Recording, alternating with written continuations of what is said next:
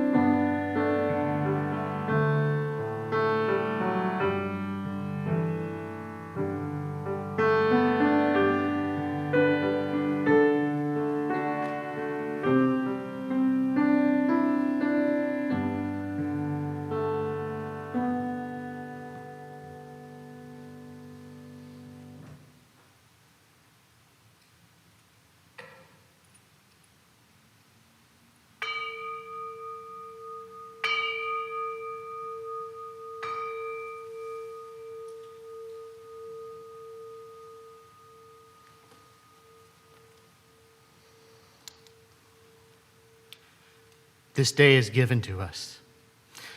This day is one we could not create nor earn, and it comes whether or not we deserve it.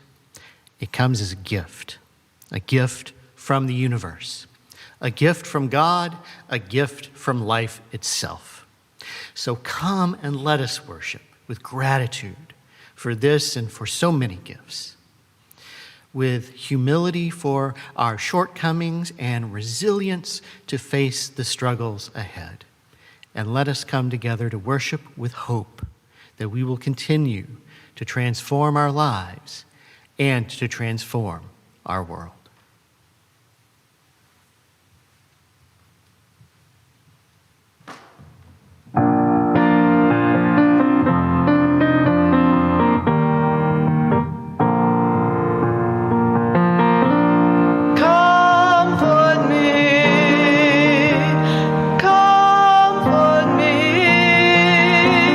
Comfort me, oh my soul.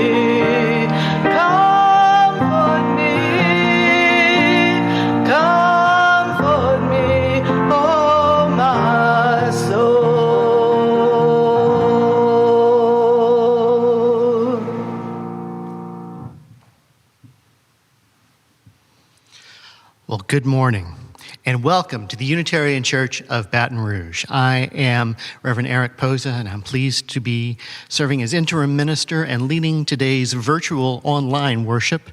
Also pleased to be joined by our music director, Lee Hartman, Mike Patton in the tech booth, and leading our YouTube chat from home, our director of family ministry, Kathy Smith. We have a vibrant church community with a lot happening, even though we may not be meeting in person at this time. And among the things that are happening are a set of adult education classes that have started, and that includes one that's starting this week. It's entitled Building the Beloved Community and is exploring our diversity of genders. It's going to be a series of 3 weekly sessions on Thursday nights, starting this Thursday night. And it's led by Cappy Landrino, church member and a professional educator on gender and inclusion in the workplace.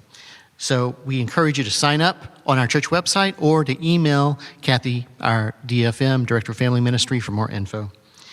And despite our early interjection, we do have an announcement this week, but it's a different kind than we've had the last couple of weeks. Yes, we are in our pledge drive, for Home for All People, our annual pledge drive to support this congregation. And of course, part of what we're supporting in the coming year is the search for our new settled minister, which is ongoing right now. And after we prepared those initial slides, including that interjection, we received an announcement, not the big announcement, but positive news, an update from our ministerial search committee. And here is Melanie Mayu to share that now. Good morning. I'm Melanie Mayu, and I am a member of your senior minister search committee. We wanted to take a few minutes this morning to give you an update on where we are in our process. As you know, we have completed a congregational survey, cottage meetings, and focus groups. Based upon the feedback gathered from those three, as well as our own experience with and knowledge of the congregation, we have recently completed the congregational record. The congregational record is a major component of the application package that will be made available to candidates. We have submitted the congregational record to the UUA. Once we receive final approval, we will make the document available to the congregation. In the meantime, summaries of the survey and of the cottage meetings are available on the search page of our website. Summary of the focus groups will be loaded this weekend. The search committee wants to thank everyone in the congregation who has participated and helped give us the important feedback we needed to guide our process. We look forward to our next stage. Thank you so much. Please stay well and take good care.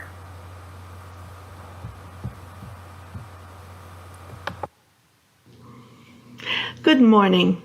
This morning's lesson is a classic story called Franklin in the Dark. Franklin could slide down riverbanks all by himself. He could count backwards and forwards. He could even zip zippers and button buttons. But Franklin was afraid of the dark. He was especially afraid of small, dark places. And that was a problem because Franklin was a turtle. He was afraid of crawling into his shell. And so he dragged his shell behind him everywhere he went. Every night at bedtime, his mother would shine a flashlight into the shell. "See," she would say, "nothing to be afraid of." She always said that. She wasn't afraid of anything. But Franklin was afraid that inside his shell, there were creepy things, slippery things, monstery things. So one day, Franklin set off to look for help. He walked and he walked until he found a duck. "Excuse me, duck. I'm afraid of small dark places and I can't crawl inside my shell. Can you help me?" "Maybe," quacked the duck. "You see, I'm afraid of deep water, so sometimes when nobody is looking, I put on my water wings. Would my water wings help you?" No, said Franklin. I'm not afraid of deep water. So Franklin walked and walked and walked until he found a lion. Excuse me, lion, he said. I'm afraid of small, dark places, and I can't crawl inside my shell. Can you help me? Maybe, roared the lion. You see, I'm afraid of great big noises. Sometimes when nobody is looking, I wear my earmuffs. Would my earmuffs help you? No, said Franklin. I'm not afraid of big, loud noises. So Franklin walked and walked and walked and walked until he found a bird. Excuse me, bird, he said. I'm afraid of small, dark places, and I can't crawl inside my shell. Can you help me? Maybe, tweeted the bird. I'm afraid of flying so high that I get dizzy and fall to the ground. Sometimes, when nobody is looking, I pull out my parachute. Would my parachute help you? No, said Franklin. I'm not afraid of falling. I'm not afraid of flying high or getting dizzy. So Franklin walked and walked and walked and walked and walked and walked until he came across a polar bear. Excuse me, bear, he said. I'm afraid of small, dark places, and I can't crawl inside my shell. Can you help me? Maybe, growled the bear. You see, sometimes I'm afraid of being cold on icy, cold nights. Sometimes when nobody is looking, I wear my snowsuit to bed. Would my snowsuit help you? No, said Franklin. I'm not afraid of being cold on icy, cold nights. So Franklin walked and walked and walked and walked and walked and walked and walked until he met his mother. Oh, Franklin, I was so afraid you were lost. You were afraid? Franklin said. I didn't think you were ever afraid. Well, by this time, Franklin was starting to get cold and hungry. But his mother said, Did you find any help? No, I found a duck who was afraid of deep water. Said his mother. I also found a lion who was afraid of loud noises. Said his mother. And I found a bird who was afraid of falling and a polar bear who was afraid of freezing. Oh, said his mother. They were all afraid of something. Said Franklin. And by this time, he was very cold and very hungry, and so they set off for home. They walked and walked and walked and walked and walked and walked until they reached their home. Franklin's mommy gave him a cold supper and a warm hug and sent him off to bed. Well, Franklin knew what he had to do. He crawled inside his small dark shell. He was sure there were going to be creepy things and slippery things and monstery things. But he crawled inside and said good night, and then, when nobody was looking, Franklin the turtle turned on his nightlight.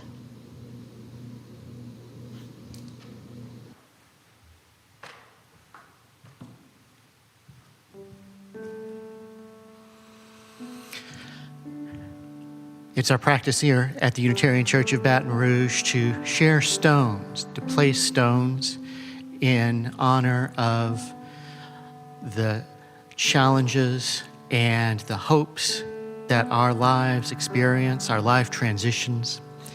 If you would share one, be it for yourself or for others, please type into the chat box on YouTube as you're watching what it is that you have to share and who it's shared for. And I'll place stones in our chalice to stand in and represent what you're typing.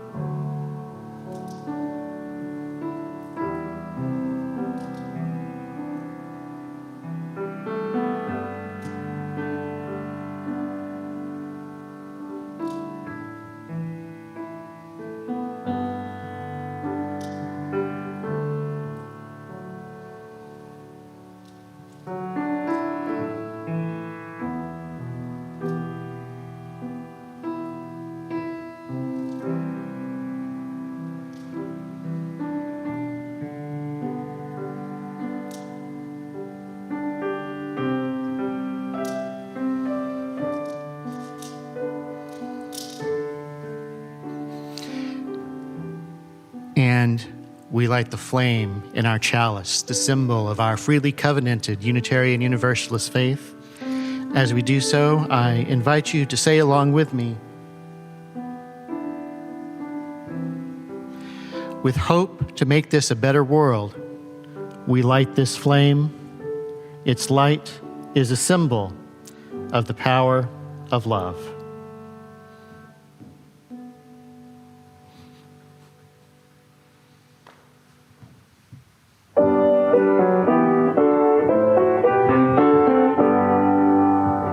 From all that dwell below the skies, let songs of hope and faith arise. Let peace, goodwill on earth be sung, through every land, by every tongue.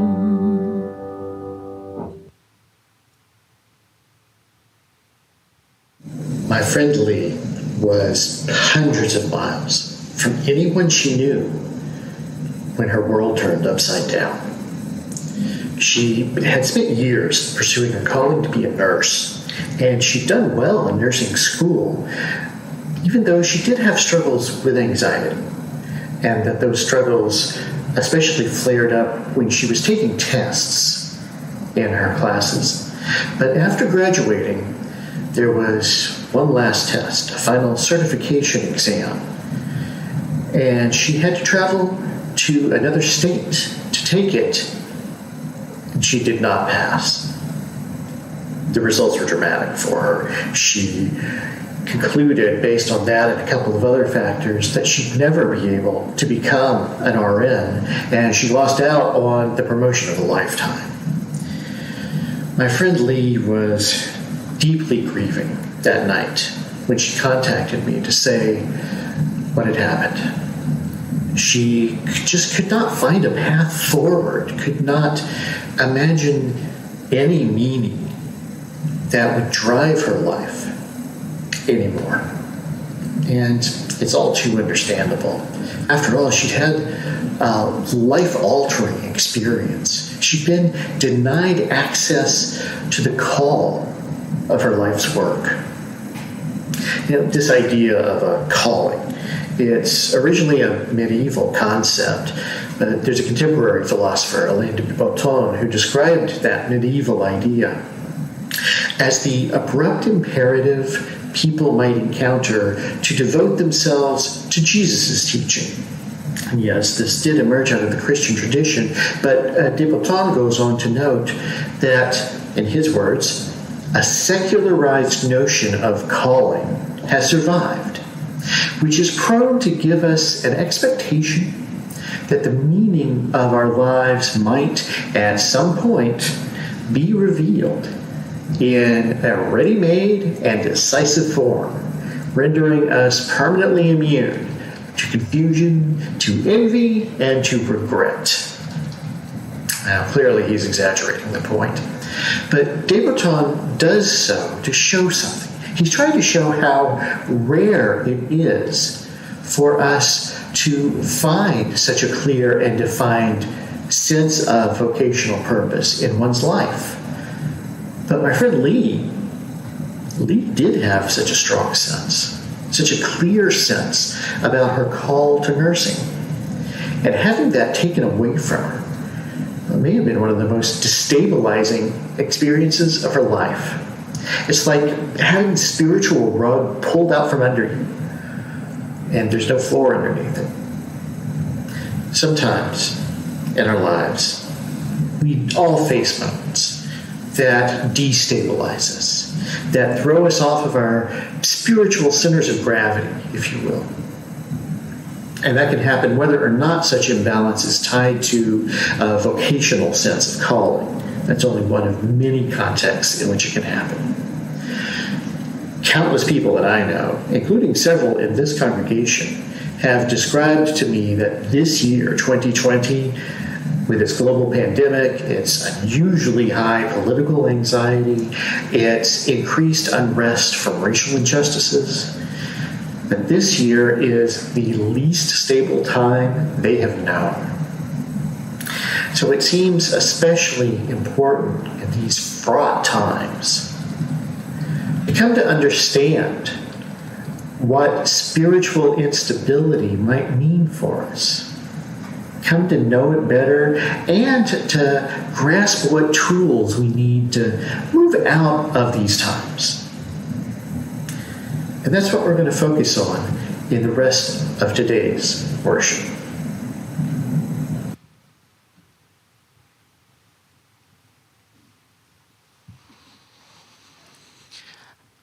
We take time for contemplation as well as for exploration in our worship.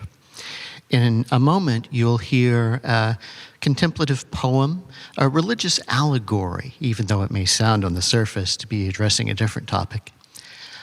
But let us now join together in prayer. A time of reflection. I invite you to reach deep within, reach far beyond yourself, connect with that which you know to be holy or sacred. Let us pray. Spirit of life and love, God, known by so many names and mystery beyond all of our naming, on this beautiful autumn day, we come together with such appreciation for the goodness of the world around us and the changing of the seasons. And we come together with worries and fears of the times to come and of the challenges already present in our lives. Let us be ever thankful for the good that we encounter now, and let us help us open space in our lives for all that we can connect with, even through the challenges of social distancing in this era, all that we can support, even as we are less immediately engaged in direct presence in each other's lives, and in our hopes for a more just and fair and peaceful world to come. So may it be for us all. Amen.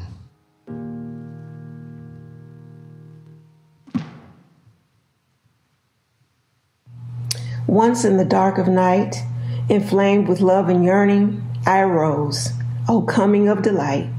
And when as no one knows, when all my house lay long in deep repose. All in the dark, went right down secret steps, disguised in other clothes, O coming of delight. In dark when no one knows, when all my house lay long in deep repose. And in the luck of night, in secret places where no other spied, I went without my sight, without a light to guide, except the heart that lit me from inside. It guided me and shone surer than the noonday sunlight over me, and led me to the one whom only I could see, deep in a place where only we could be. O guiding of dark night, O dark night more darling than the dawn, O night that can unite a lover and loved one moved in unison. And on my flowering breast, which I had kept for him and him alone, he slept as I caressed and loved him for my own, breathing an air from redolent cedars blown. And from the castle wall, the wind came down to winnow through his hair, bidding his fingers fall, searing my throat with air, and all my senses were suspended there. I stayed there to forget. There on my lover face to face I lay, all ended, and I let my cares all fall away, forgotten in the lilies on that day. My friend Lee faced a profound brokenness when she got the news that she'd failed the test. And that spiritual crisis she felt that night, oh, it's an all too common experience. It's known and explained in many religious traditions. And here in the West, we often refer to it as the dark night of the soul. Now, these so-called dark nights of the soul are experiences that differ from other struggles. It's not exactly illness or depression. It was described some 450 years ago by one of the great Christian mystics from Spain, San Juan de la Cruz, or St. John of the Cross. John wrote, "Spiritual persons suffer great trials from the fear that they are lost on the road and that God has abandoned them." So the times one feels spiritually adrift, the times that you lack a greater sense of purpose in your life, the times that you seem disconnected from the God of your understanding, disconnected from the deepest and ultimate value or presence that you know. Those are the periods of the dark night that St. John described. Now, let me note a way in which this metaphor may seem problematic and sometimes has been used problematically. We have a cultural assumption here in the West that too often equates light with goodness and views evil or bad things through the metaphor of darkness. And over the centuries, this assumption has underpinned so much racism, unconscious and conscious. Too often we've failed to challenge the trends, be they subtle or direct, to consider dark-skinned people as bad or evil or lesser, and to consider light-skinned people as better or as good.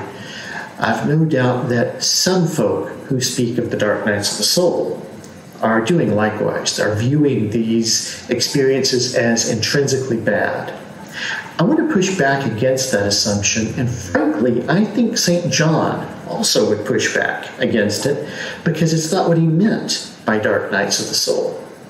Being the mystic, John of the Cross believed that these dark nights opened a path to find the way back to that which is holy.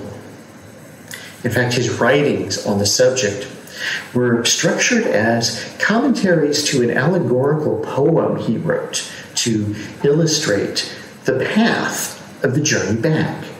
You heard that poem, Noche Obscura, or Dark Night, just a few minutes ago as our reading.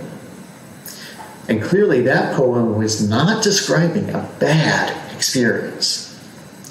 So the dark night of the soul is not the same as illness. It's not the same as addiction or depression.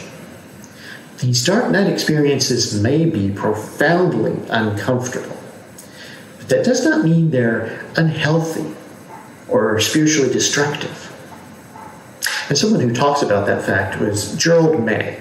He was a psychologist and spiritual writer who died about 20 years ago. His final book, entitled The Dark Night of the Soul, interprets this spiritual experience in the light of 20th and 21st century psychological perspectives. And we'll hear a passage from it as our second reading in a few minutes.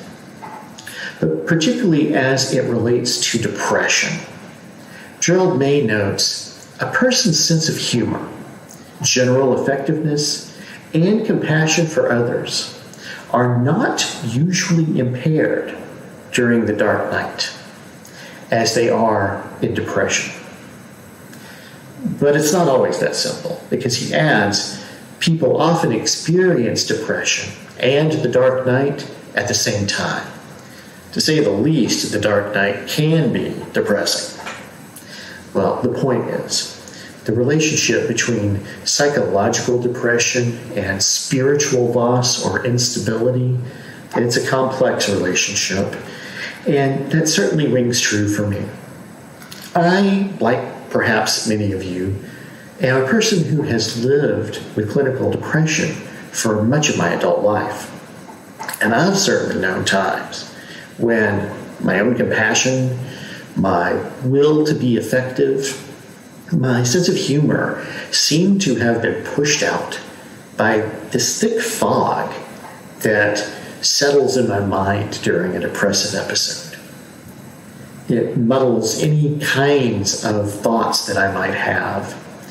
But even during the most severe bout of depression that I personally ever experienced, thankfully that was more than a decade ago now, even in that period, I had moments of real grace. They were moments when, even through the fog, I could feel a holy presence, a presence of that love that's greater than myself. And I also had moments during that time when God felt so removed from my life, I could not tell how my spirituality or my ministry would ever recover. Now, I'm grateful, of course, that this episode is in my past. In fact, now that it's 15 years later, I can only look back and laugh at the fact that I experienced this nearly debilitating period of depression while working as a chaplain in a psychiatric treatment facility.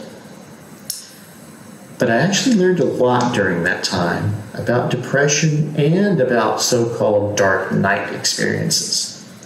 And I'll unpack some of that shortly.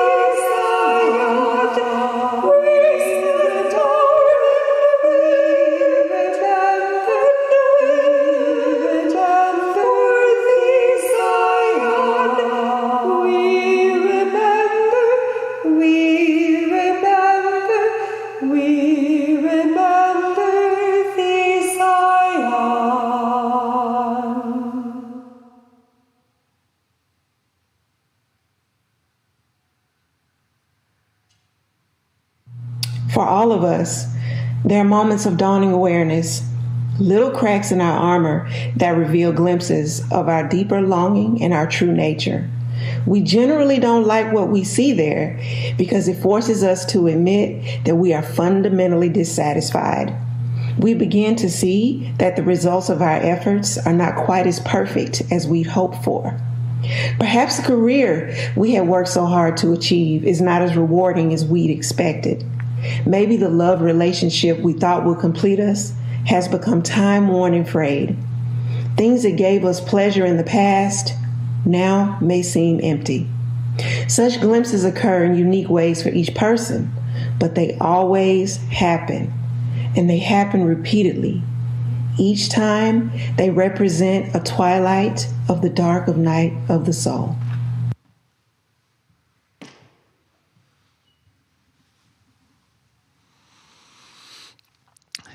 This is a time for us to come together as a community, even though we are not in the same physical space.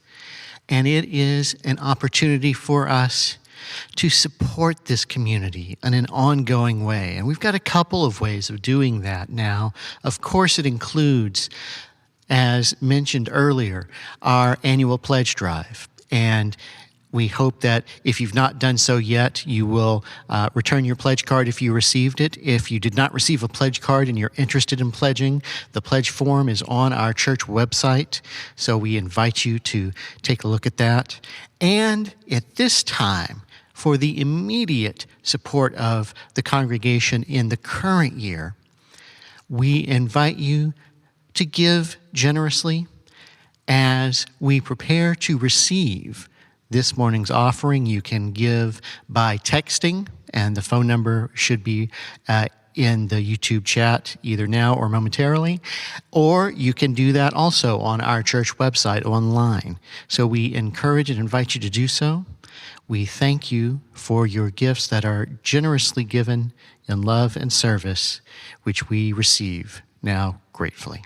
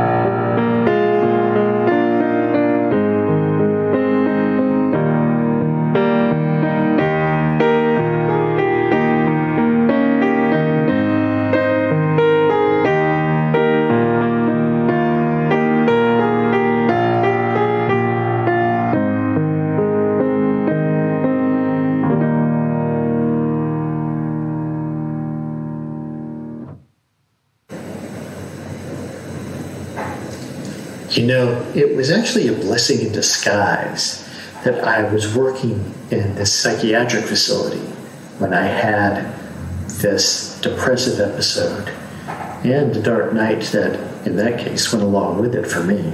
Because when I was in that environment, serving there on the psych unit, I was constantly reminded of the tools, the medicinal tools and the behavioral techniques that are most effective in overcoming depression and other mood disorders. In recent years, thankfully, that depression has been well regulated for me, so that my episodes now are rare and they're brief when they do happen. But while the depression is well under control, I do occasionally find periods where the spiritual isolation, the disconnection can feel palpable. And in periods like that, my spiritual practices can feel like I'm just going through the motions, as if that deeper presence that I refer to as God feels, frankly, AWOL, even though my thoughts may be quite clear and my mood generally pretty upbeat. I suspect that's true at times for most of us. In whatever mode we might understand that which is greater than us, that which is ultimate for our lives, those moments, those times when we feel disconnected from it, those can still be real, even when everything else is going well. So the way that one can tell if they're in such a spiritual crisis is by looking for the 3 guidelines offered by St. John for recognizing a dark night of the soul. Now, he articulated these guidelines in his specific and traditional religious context, but essentially they boil down to these 3 points. When you cannot find joy or comfort in the ways you used to live, including your familiar religious life, when you gradually lose interest in working at those familiar habits and spiritual practices, and yet when the deep desire you do have is to reconnect to what you find sacred, to that which is ultimate for you, when all 3 of those are true, then your crisis is not only mental or emotional, it's spiritual. Then you know you're going through what he called a dark night of the soul. And there's both bad news and good news about these times. The bad news is that no one quick fix will change it. A dark night of the soul rarely ends the next morning. The emptiness, the brokenness linger for some time. So trying to rush through such an uncomfortable period, to force yourself out of it before you're ready, that simply adds the frustration of failing to achieve the impossible. I think that's what the ancient Jewish prayer from Psalm 30 was referring to when it wrote, "Weeping may linger for the night." And certainly, there are some times that the length of that metaphorical night, well, sometimes it will just be a few days, other times it can last for decades. Fortunately, though, lifelong experiences of spiritual emptiness are the exceptions, not the rule. After all, that verse from Psalm 30 does have a second part. Weeping may linger for the night, but joy comes in the morning. And that's the good news, that this is not a hopeless time, not at all. When I was chaplain at the psychiatric hospital, the counselors and I often told patients, the only way out is through. That's true for spiritual crises as well as mood disorders. And while it cannot change quickly, most people who go through dark nights of the soul come out the other side, and often come out more whole for having the experience. That's the aspect of it that St. John of the Cross was focused on in his poem and his writings about it. And in a few minutes, I'll conclude with saying how we can pass through these dark nights, these times when weeping may linger, and eventually come to our own spiritual mornings.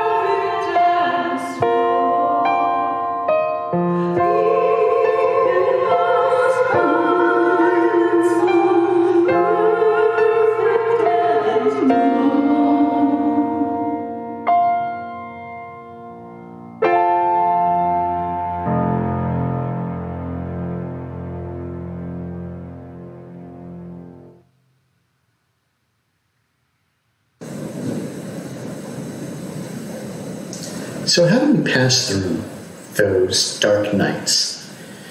There's a simple answer, well, simple to say at least, and that's to maintain a regular spiritual practice.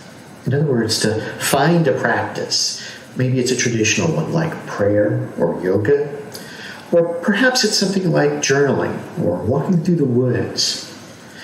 Some practice that helps you relate to what you know, what you experience to be holy, sacred, of ultimate worth and value. And then commit to doing that practice as regularly as possible. And if you're going through one of these dark nights, I'd recommend daily practice. It may well at first feel empty to engage in such a practice and to do so every day, but over time, your spirit can be strengthened by the practice. It's like how a rigorous exercise routine can gradually strengthen your muscles. And that was certainly true for my friend Lee. She admitted that she struggled for a while after failing her certification exam with her Buddhist meditation practice, much as many people struggle in these metaphorical dark nights. In fact, she said in one email to me about that struggle that if she found out Lord Buddha was somehow behind her failing the test, she would dip her incense in tar. It's characteristic dry wit for her, and frankly, joking to vent the frustration in small measures can be healthy. But the rewards of her meditation practice in the long term were too great to let it go completely. Now, there's another way to pass through these dark nights, to reach a spiritual dawn, if you will, and that's the way of affirmation. This is especially meaningful for us Unitarian Universalists, we who affirm inherent worth and dignity of every person. But one of the difficult aspects of that religious principle is remembering that it's not just about everybody else. It's about you. You have inherent worth and dignity also. And when you struggle with spiritual meaning in your life, remembering this self-affirmation, reminding yourself of it intentionally, is as important as it is difficult. But this pathway is just one of many, and we cannot travel it alone. We need companions for this part of the journey, and I know that in this era of COVID, that's made all the more difficult. But the difficulty simply increases the need for us to reach out to others when our sense of loss of meaning is profound. And yes, sometimes we have to give ourselves the grace to recognize, I just can't do it today. But being open to opening ourselves up to others also helps us to be open when others reach out to us. Because this is something we can do for friends and for loved ones who find their souls lost in their dark nights as well. And sometimes there's something else that can help us through, and that's the practice of rewriting the stories of our future. Now, that may seem a strange way to say it, but what I mean is that we tell stories of our past, but also we tell of our desires for the future, our hopes, our dreams, our expectations, and we tend to weave these together into a narrative of what's to come. These too are stories. And letting go of future stories that cease to be relevant for us, that no longer tell our truth, is an important step in overcoming the dark nights. Now, at first, clearing away those narratives can make us feel even more empty. And I don't want to diminish that discomfort. But when we can do so, the void clears the way for a new future story, to be told of who we will be of what meaning we will find and make in our own lives. And for Lee, this meant finding a new dimension to her life to come. You see, Lee actually had two great ambitions for her life. Yes, she wanted to become a nurse. She also wanted to become a mother. She once jokingly wondered if somebody would revoke her feminist card if they learned she aspired to such traditional roles for women as nursing and motherhood. I told her I'd like to see somebody try. But just a few weeks after her certification exam, Lee found out that the other lifelong dream she held was coming true. She was pregnant with her first child. She and her spouse soon became proud parents. And Lee got a job in the nursing field. It was not the direct patient care that she had longed for, but it was a decent job, and she had good co-workers, which helped her find a kind of happiness she'd feared she'd never have again from employment. Her life regained a sense of purpose. Yes, it was a different purpose than she once had imagined, but with this new narrative for her future, Lee's long, dark night had ended. Joy had come with the dawn of a new way to live, a new way to be present to life. And her struggle shows that we can pass through our own dark nights of the soul. We can find new meaning on the other side. So may we all find joy in the mornings of our lives. So may it be for us all. Amen.